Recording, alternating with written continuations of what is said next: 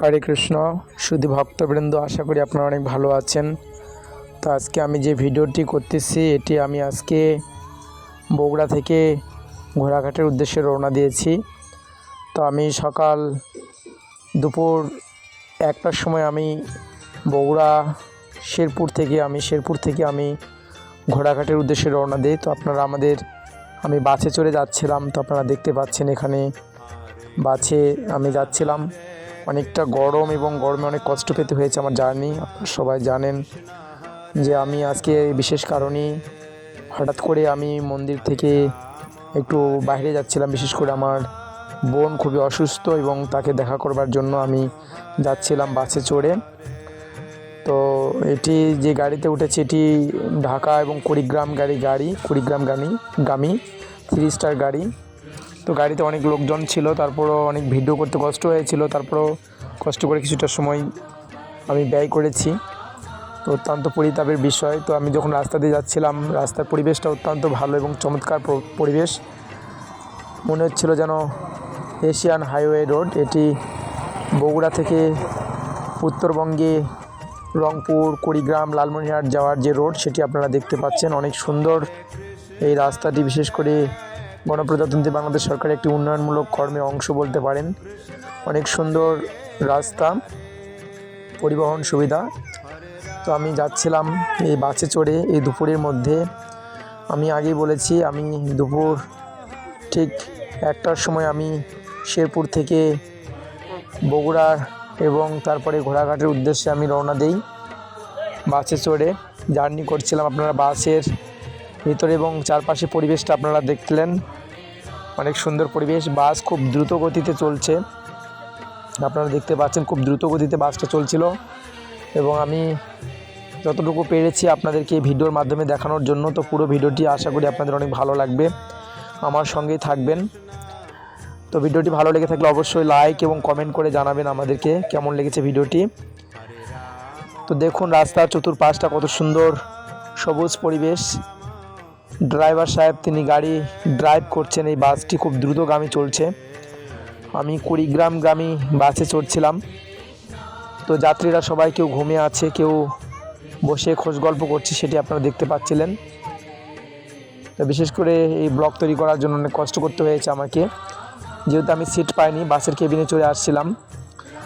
অনেক কষ্ট হয়েছে গরমের মধ্যে। আপনারা জানেন যে গরমের জার্নিটা কত কষ্ট পরিশ্রমের, সেটা আপনারা দেখতে পাচ্ছেন। তারপরে কষ্ট করে আপনাদেরকে আমি এই ভিডিওটি ধারণ করেছিলাম খুব কষ্ট করে। তো আশা করি ভিডিওটি ভালো লেগে থাকলে অবশ্যই লাইক এবং কমেন্ট করে আমাদেরকে জানাবেন। তো সবাই বেশি বেশি করে কৃপা আশীর্বাদ করবেন। আমি শীঘ্রই খুব মন্দির তাড়াতাড়ি ফিরবো আপনাদের মাঝে।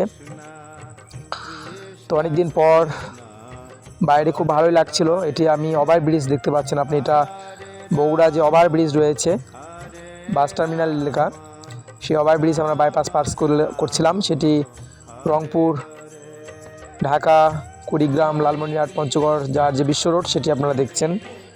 এবং রাস্তার চারপাশে অনেক বিলবোর্ড এবং একটি বাসের যে চিত্র সেটি আপনাদেরকে আমি দেখাচ্ছি। হরে কৃষ্ণ। তো বলতে বলতে আমি আপনাদের গ্রামের কিছু প্রাকৃতিক দৃশ্য দেখাচ্ছি। এখানে সবুজ মাঠ ভরা ধান কৃষকের এবং চারপাশটা অনেক সুন্দর পরিবেশ। আমি অটোতে চলে যাচ্ছিলাম, এক ফাঁকে অটোওয়ালার সঙ্গে কথা বললাম। তো অটোওয়ালা যে গাড়ির ড্রাইভার তিনি চমৎকার বর্ণনা দিয়েছিলেন যে এখন এই মৌসুমটা হচ্ছে ইরিবুড়ো মৌসুম। গ্রামের কৃষানীরা অনেক ব্যস্ত, তারা ধান কাটা নিয়ে। আপনারা দেখছেন ফসলের বিস্তীর্ণ মাঠ আপনারা দেখতে পাচ্ছেন, সবুজ আর সবুজ।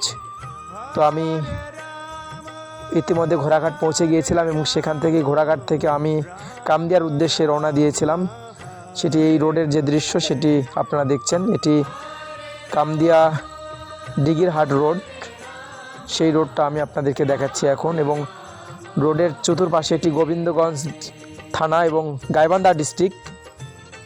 তো আপনারা চারপাশটা ভালো করে দেখছেন, খুব সবুজ ধানের সমারোহ, সবুজ শস্য ক্ষেত, কৃষকের আনন্দ আর অনেক ধান। এখানে কৃষানীরা ধান কাটা নিয়ে তারা অনেক ব্যস্ত, আপনারা দেখতে পাচ্ছেন।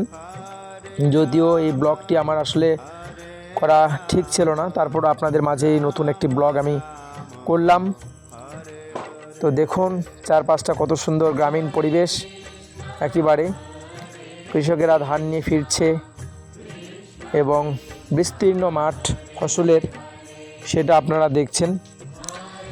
তো এখানে ধান কেটে জড়ো করে রাখা হয়েছে রাস্তার পাশে, সেটা আপনারা দেখতে পাচ্ছেন। শস্য শ্যামলা আমাদের এই বাংলাদেশ, রূপময় বৈচিত্র্যের এই বাংলাদেশ। তো আমি অটোতে চড়ে যাচ্ছিলাম একবার বৈকাল টাইম, সন্ধ্যায় কিছু আগে, অর্থাৎ বিকেল 5টার সময়কার ঘটনা। তো আমি এখন যাচ্ছিলাম কামদিয়ার উদ্দেশ্যে, চিয়ারগ্রাম দিঘিরহাট।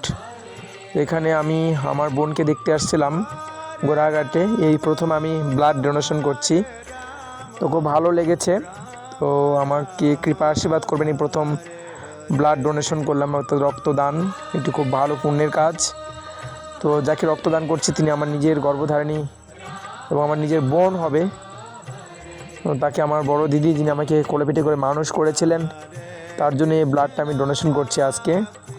তো এই প্রথম রক্তদান করছি, আপনারা দেখছেন, সবাই কৃপা করবেন।